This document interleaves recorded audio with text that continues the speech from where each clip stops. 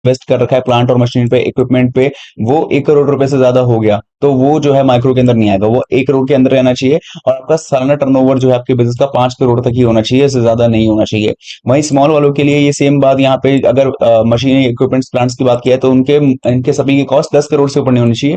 वहीं उनका टर्नओवर साल का 50 करोड़ से ज्यादा नहीं होना चाहिए। और बात रही मीडियम की, तो यहाँ 50 करोड़ से ज्यादा का आपका मशीन इक्विपमेंट से ज्यादा नहीं होना चाहिए, और 250 करोड़ के आसपास में उनका टर्नओवर नहीं होना चाहिए, मतलब उसके आगे नहीं होना चाहिए।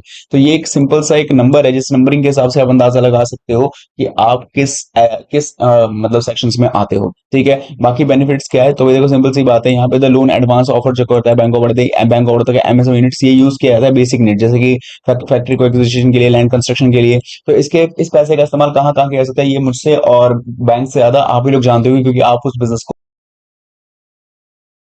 वेलकम दोस्तों, welcome to bank of Baroda की इस sorry so welcome guys, welcome to phone loan YouTube channel. इस वीडियो में आप देखने वाले हो कि अगर आपको एक बिजनेस लोन लेना है, और बिजनेस भी इस हिसाब से कि मान लो कि आपका जो कंपनी है या आपकी जो बिजनेस है, वो आपको पता है कि किस इंटरप्राइज के अंदर आता है। जैसे कि माइक्रो इंटरप्राइज में बहुत छोटे बिजनेस आते हैं, स्मॉल इंटरप्राइज में बहुत छोटे बिजनेस आते हैं, पर मीडियम में थोड़े से मध्यम वर्गीय बिजनेस आते हैं।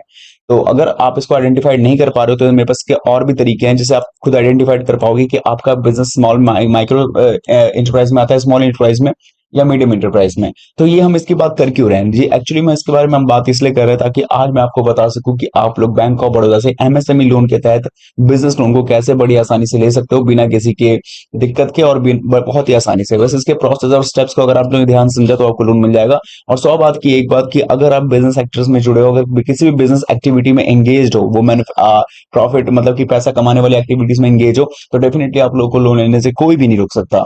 इस वीडियो को देखने के साथ ही आपको चैनल सब्सक्राइब करना है, जो कि आप लोगों ने नहीं किया होगा तो प्लीज कर लेना है। एंड वीडियो को अभी तक लाइक नहीं किया है तो क्या करना है, वीडियो को जाना है और फटाफट से लाइक करना है, शेयर करना है, कमेंट बॉक्स में लिखना है आपको अपना नाम, किस जगह से वीडियो वॉच कर रहे हो, और साथ ही में आप लोगों का बैंक ऑफ बड़ौदा में खाता है कि नहीं है ये बता सकते हो। शुरू करते हैं वीडियो को और बात करेंगे स्टेप बाय स्टेप चीजों की। तो ये वीडियो है, वीडियो की जैसे नीचे आपको ये टाइटल होता है, जैसे आप टाइटल पर टैप करेंगे तो डिस्क्रिप्शन बॉक्स खुलेगा, जिसके अंदर आपको मिलेगी वेबसाइट लिंक। जिस वेबसाइट लिंक पे सबसे पहले कर देना है क्लिक, वेबसाइट लिंक पे क्लिक करने के साथ ही सीधा लोन पाओ डॉट इन की ऑफिशियल वेबसाइट पे आप लोग पहुंचोगे, जहां मिलेगी तमाम तरीके की आपको अलग अलग यहाँ पे लोन के बारे में इंफॉर्मेशन, और तमाम तरीके की अलग अलग मेगा मेन्यूज, जिसके अंदर आपको मिलेगी अलग अलग कैटेगरीज, जिसके अंदर आपको बैंक लोन पे जाना है। कॉमन सी बात है, हमें बैंक से लोन लेना है, इसलिए हमें बैंक लोन पे जाना होगा। इसके बाद यहाँ पे और भी आपको बहुत सारे जो है आर्टिकल्स देखने को मिलेंगे, लेकिन हमें क्या फाइंड करना है ये आप भी जानते हैं। आपको डायरेक्टली आना है सर्च पे, और यहाँ पे सिंपली आपको एक कीवर्ड लिखना है, इस कीवर्ड का नाम है बड़ौदा बिजनेस, या फिर आप bank of Baroda business loan में डाल के सिंपली सर्च कर सकते हो। जैसे ही आप इस कीवर्ड को डालोगे तो आपके सामने रिजल्ट आएगा कि बैंक ऑफ बड़ौदा से बिजनेस लोन कैसे लिया जा सकता है, और बैंक ऑफ बड़ौदा से बिजनेस लोन कैसे अप्लाई किया जा सकता है। तो जब आपके सामने ये आर्टिकल आ जाएगा तो देखने के साथ ही क्या करना है, नॉर्मल सी बात है यार, आपको सबसे पहले इस आर्टिकल पे टैप करना है। आर्टिकल पे टैप करने के साथ ही आपके सामने पूरी आर्टिकल की इन्फॉर्मेशन आएगी, जो कि आप लोगों को पढ़नी होगी। जैसे bank of Baroda business loan क्या है, बैंक ऑफ बड़ौदा से बिजनेस लोन कैसे लिया जाता है, आज तक कितने लोगों ने बिजनेस लोन लिया है, ये तमाम तरीके की जानकारी और तमाम तरीके की इन्फॉर्मेशन आपको इसी आर्टिकल में मिलेगा। तो क्या करना है आप लोगों को, यहाँ पे आर्टिकल को पढ़ने के बाद यहाँ से सीधा अप्लाई करने चले जाना है लोन को। लेकिन एक बात का याद रखना कि इस पूरे आर्टिकल को पढ़ना बड़ा जरूरी है, क्योंकि अगर आप आर्टिकल को पढ़ते हैं तो आपको मेनली सारी इन्फॉर्मेशन समझ में आएगी बैंक ऑफ बड़ौदा के बारे में, bank of Baroda business loan के बारे में, यहाँ से बिजनेस लोन कैसे काम करता है इसके बारे में, और भी मैनी मोर थिंग्स के बारे में। तो सबसे पहले आपको जो है सारी इन्फॉर्मेशन मिलेगी, और सारी इन्फॉर्मेशन को आप लोगों को पढ़ लेना है। पढ़ने के साथ में ही आपको जो है फीचर्स में जैसे आप देखोगे तो यहाँ पे जाओगे तो हालांकि ये bank of Baroda business loan correspondent है, तो इसको छोड़ के आपको एमएसएमई पे जाना है, और इसके अंदर लोन एंड एडवांस पे जाकर आपको directly view and loan and advance पे क्लिक करना है। वो करने के साथ ही आपको फिर नीचे बहुत सारे जो है एमएसएमई लोन्स के देखने को मिलेंगे, जैसे कि मैं अभी स्क्रॉल कर देता हूँ। ठीक है, तो यहाँ पे हमने क्लिक किया, loan advance and view loan पे क्लिक किया, देन हमारे सामने जो पूरा लिस्ट जो ओपन होकर आ जाएगा, जिसके अंदर हमें एक एमएसएमई लोन फाइंड करना है। तो हमें बस नीचे आना, और ये रहा एमएसएमई लोन। ठीक है, जैसे ही हम इस पे क्लिक करेंगे तो आई थिंक ये एमएसएमई ही है। एक सेकेंड, नहीं नहीं, ये नहीं है, ये है एमएसएमई लोन। तो इस पे सबसे पहले आपको क्लिक करना होगा। क्लिक करने के साथ ही यहाँ पे आपको दिखेगा एमएसएमई लोन्स के पूरे फीचर्स। और मैं आपको सबसे पहले बता दूं कि जिन लोगों को लगता है कि भाई मैं कौन सा एलिजिबिलिटी में आता हूँ, यानी कि मैं मेरे बार मैं कौन सा इंटरप्राइज में आता हूँ, तो समझो, अगर आपने अपने कंपनी में जो अपने बिजनेस में इन्वेस्ट कर रखा है प्लांट और मशीन पे, इक्विपमेंट पे, वो 1 करोड़ रुपए से ज्यादा हो गया तो वो जो है माइक्रो के अंदर नहीं आएगा, वो 1 करोड़ के अंदर रहना चाहिए। और आपका सालाना टर्नओवर जो है आपके बिजनेस का 5 करोड़ तक ही होना चाहिए, इससे ज्यादा नहीं होना चाहिए।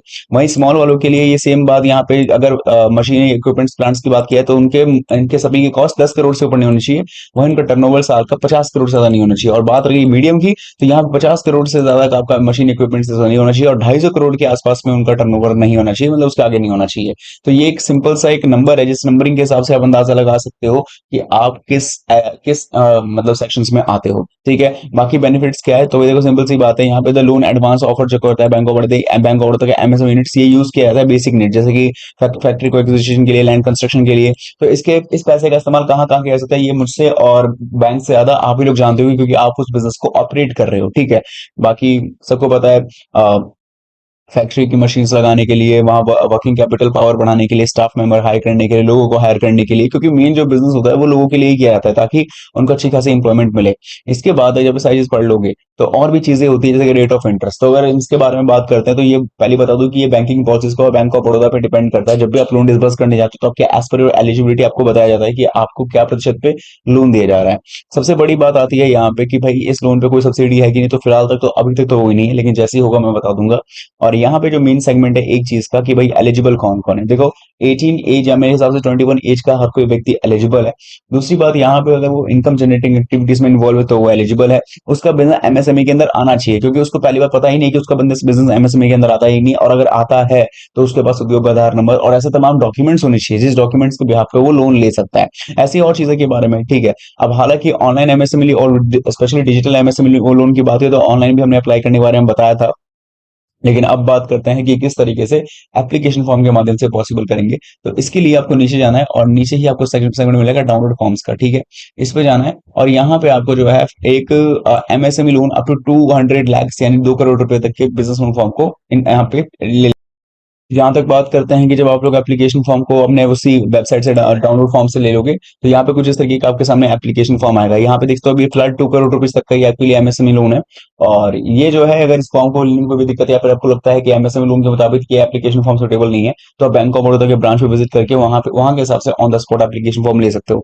सबसे पहले डेट, इंटरप्राइज यानी कंपनी का नाम, registered office address, address of factory shop premises यानी कि आपका खुद का वो जो बिजनेस यहाँ पे ऑपरेट कर रहे हो वो खुद की जगह पर है, रेंटेड है या फिर लीज पर है, telephone number, email address, mobile number, pan card, constitution, उद्योग आधार नंबर, जैसे मैंने कहा था आपके बिजनेस अगर है तो उसके पास आपका रजिस्ट्रेशन नंबर है या आधार कार्ड नंबर होना चाहिए, उद्योग आधार नंबर, बिजनेस कब स्टैब्लिश हुआ है, स्टेट, सिटी, डिस्ट्रिक्ट, ब्रांच, नाम।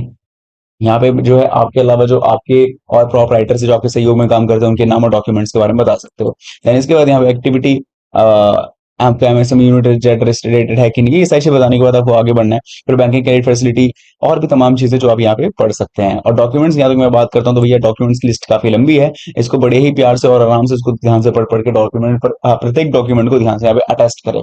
फॉर्म को फिलअप करने के बाद पहले तो फॉर्म को प्रिंट करवा लेना अगर ऑनलाइन ले रहे हो तो, वरना अगर बैंक ऑफ बड़ौदा की ब्रांच से आके ले रहे हो तो सीधा सबसे पहले फॉर्म को आपको लेना होगा, उसको भरना होगा, डॉक्यूमेंट्स को अटेस्ट करना होगा।